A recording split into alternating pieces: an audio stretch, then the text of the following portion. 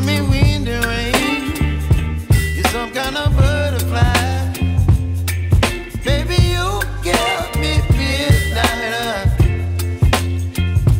You whip up my appetite. Don't leave me here high and dry. Oh, well, I don't wanna jinx it, baby. Can't twist myself at the spine. Don't wanna overthink it, baby. It's just twist your body and mine. Baby, you give me ice and fire. You're giving me wind and rain. You're some kind of butterfly. Baby, you give me midnight. You whip up my appetite. Don't leave me here high and dry. Oh, but I don't wanna jinx it, baby. Let's not get ahead of my time. Oh, but I don't wanna miss you, baby. So I stand up and speak just my mind. Oh.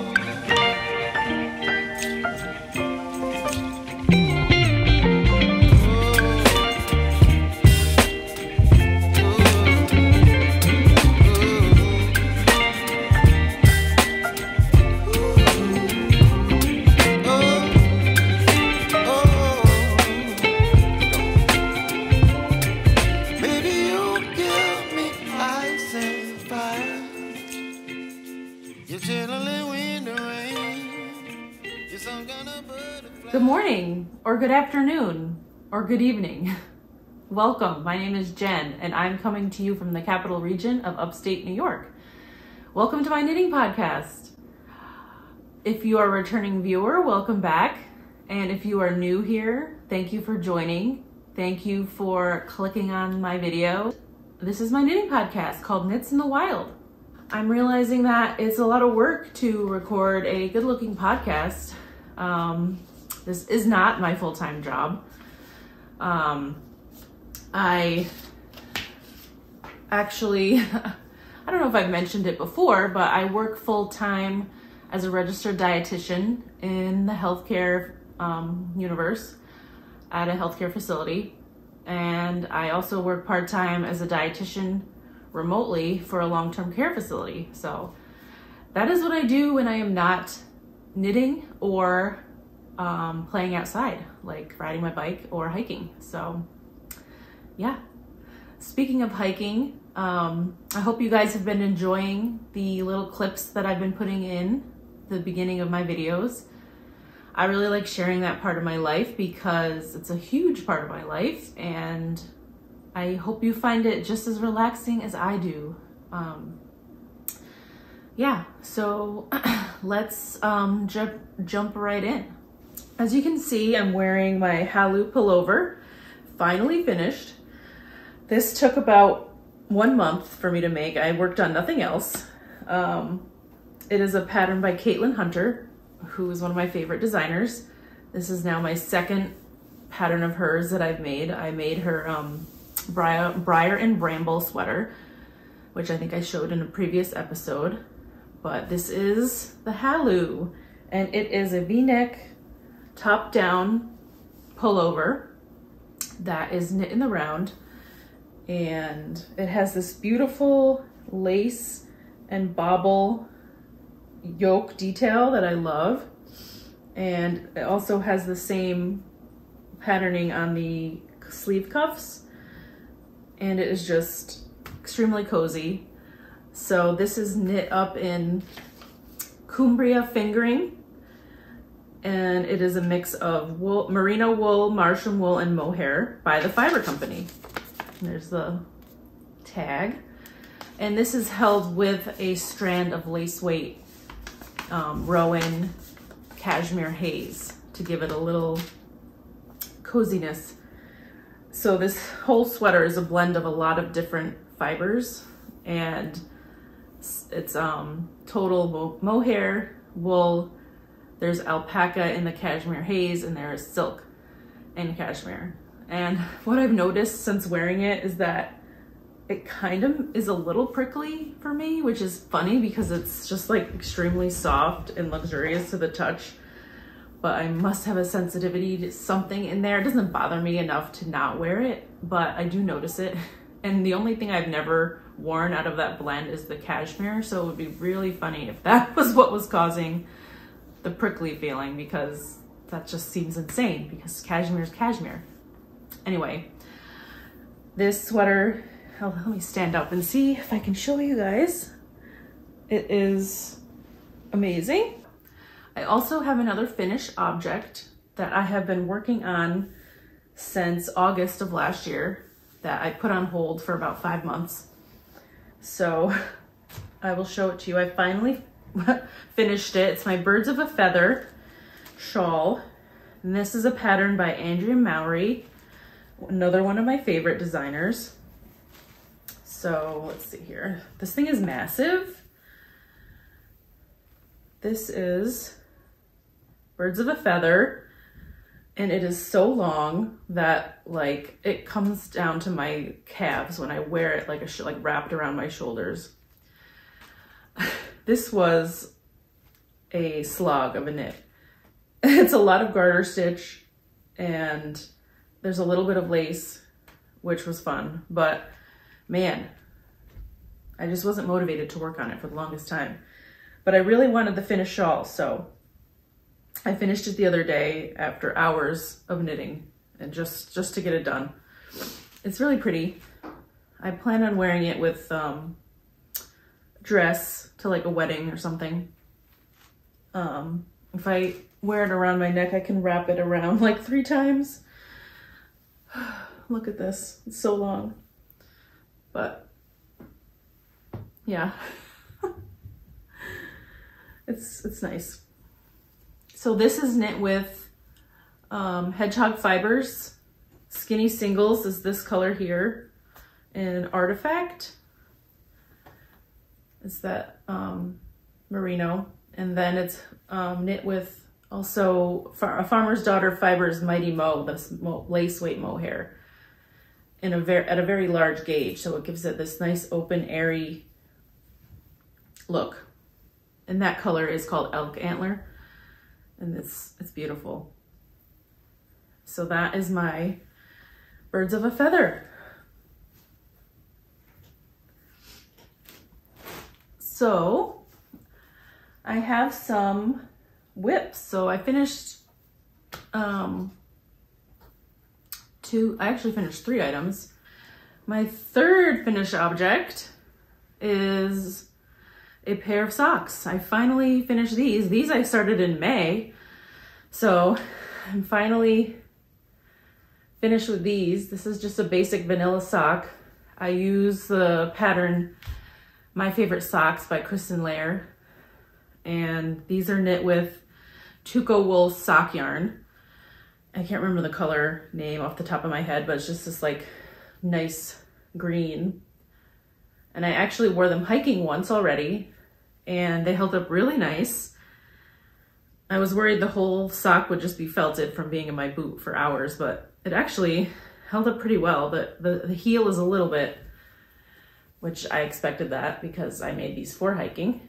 That's why I knit them at such a very tight gauge, so they would hold up pretty well, but they are nice. I really like those. So next up, let's talk about my whips. I started a hat. I've been wanting a really bright pink hat.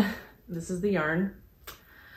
And I purchased the Mussleburgh pattern because I've been seeing that hat everywhere.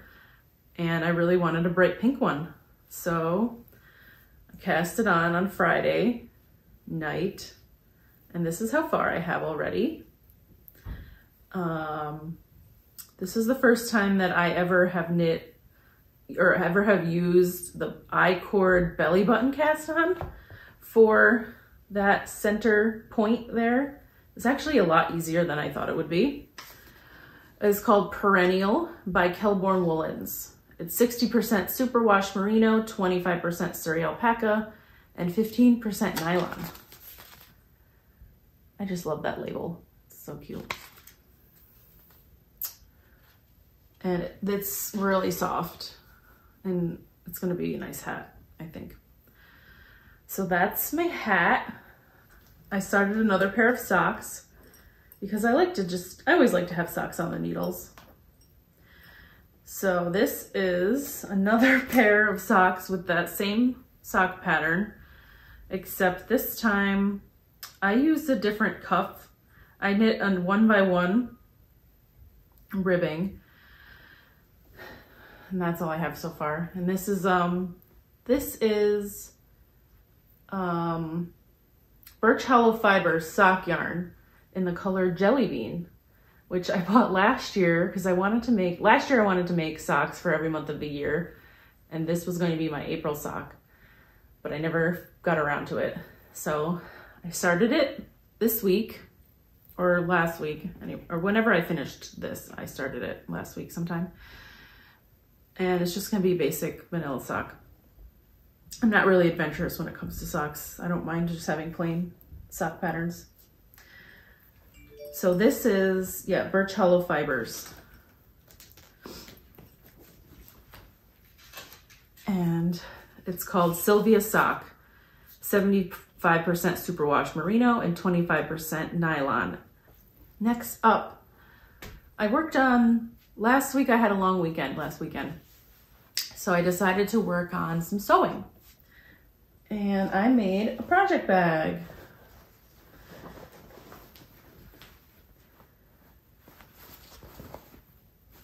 So this is, the pattern for this bag is the Portsmith Tote by Klum House. So like I mentioned in my one of my previous episodes was that I took an online bag making course through Klum House last year. And one of the kits that they gave you was called the Portsmith Tote, which I made, but I don't know where it is at the moment. Otherwise I would show you. And that's a really nice wax canvas tote bag. So I decided to make another one, but for a knitting project. And the reason why it doesn't have handles is because I didn't have any straps to put on it. But I'm realizing now that it might not even need straps, because if it's gonna be a knitting project bag, I might not need them, but I might get them, I don't know yet. So this is a really nice lined bag with a wax canvas bottom, and the tote bag pattern itself does not have lining or zipper, and you can purchase the expansion for the pattern, which I did, so I could add a zipper and add lining. And I had bought the zipper kit, because on their website you can buy all these extras to go along with their patterns.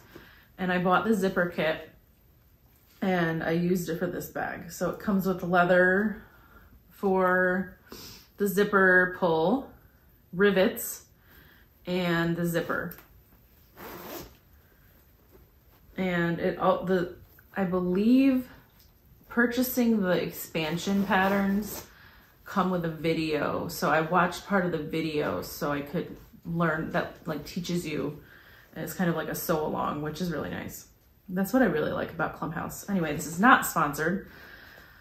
I purchased that pattern and the class, but I really like it, so that's why I share. So this is my new bag. I also have plans to sew the studio tunic, which I will pop a photo of that up, and that is by Sew Liberated. They have a lot of really nice patterns too. So I am going to use this fabric that I purchased last year. It's an ice dyed tie-dye from Spincyle yarns. They have a shop on their website, and every once in a while they would offer ice dyed fabric. So I think I'm gonna make the tunic, or the studio tunic out of this. I believe I have enough fabric for that. So I bought the pattern, I bought the PDF pattern, and I don't have a working printer, so I had to have it printed and then mailed to me. So I used Ewe Fibers online store. They print PDF patterns and send them to you, and they even print the size that you need for you from the pattern. So I got that in the mail yesterday. So hopefully I'll be able to start that next weekend or maybe today. I'm not sure if I'll have enough time today, but I really want to make that because I need a, it's like an apron, but it's a tunic. Like it's not like a tie behind apron. And I wanted it for spinning because I've been spinning lately and I get fibers all over my black pants, all over my clothes. So it would be nice to have something to wear while I'm spinning. So that is why I'm making that. Okay. Speaking of spinning, I have been spinning away and I will show you some acquisitions and some finished yarns and whatnot. So I believe I showed last time the fiber that I bought on Etsy.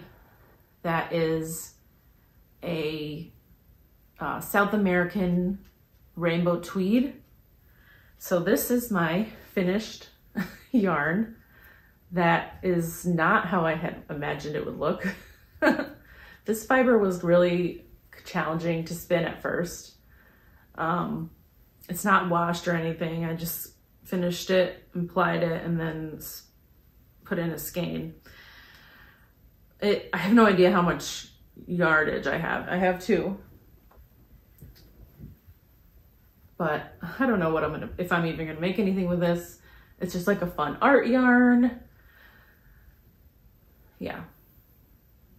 And then I ordered some Corriedale undyed roving, or comb top, I believe, just for practicing my short forward drafting techniques. And last night I finished this. I'm finding that my like default yarn gauge size that I spin is like an Aran weight once my singles are applied together, which is fine, but like I want to practice thinner yarns. Like I would like to really have a final yarn of like a sport weight or something, but this one came out a lot nicer. I'll show it again. And this is just 100% Corriedale undyed. So that brings me to, so I had a few singles left on each bobbin and decided to apply the Corriedale and the tweed together just to get the yarn off the bobbins and see, just to play around and see what would happen. But this is what happens when I apply the 2 together, which I actually like this a lot better than just the plain tweed for some reason. But that's the 2 applied together. None of this has been washed or finished yet. That's it for the yarn that I've spun since I last saw you. So I did acquire some more fiber, of course, because I need to practice. And I bought this 100% natural colored Mohair Shetland of comb. This is comb top from an Etsy shop called D&D Fibers, which is where the Corriedale came from. And I've been wanting to try, my goal is to try different breeds of sheep and figure out what I like the most to spin. I really like the Corriedale and I loved the Jacob. So far the Jacob was my favorite and that was the first one I ever tried. So I want to practice with that. And then of course I couldn't resist some hand-dyed comb top. Now this is Falkland, 4.3 ounces of kettle dyed Falkland. And look at that. I think this might be my next, after I spin the brown and practice getting my yarn thinner, I'm going to try a, fractal with this. And it's just so pretty. They had a lot of beautiful, beautiful stuff on Etsy. You can find them on Etsy. Oh, so last but not least, I have another Farmer's Daughter Fiber Sock Squad to open up. So I joined their sock squad club so I could get some beautiful fingering weight sock yarn to make socks with, or maybe a shawl. I think what I'm gonna end up doing is putting them together to make a Vertices Unite shawl, because I've been seeing that shawl all over the place and I want it badly. So I think I'm gonna make one of those. And I actually ordered some yarn for that, which hasn't come yet, but I need 5 skeins of fingering weight yarn for that shawl. So I ordered some different colors just to see like what colors I can mix and match with that shawl, because there's a lot of striping and like different blocks of color. I'll throw a photo of that shawl up so you can see it. So let's open this so I can see what I got.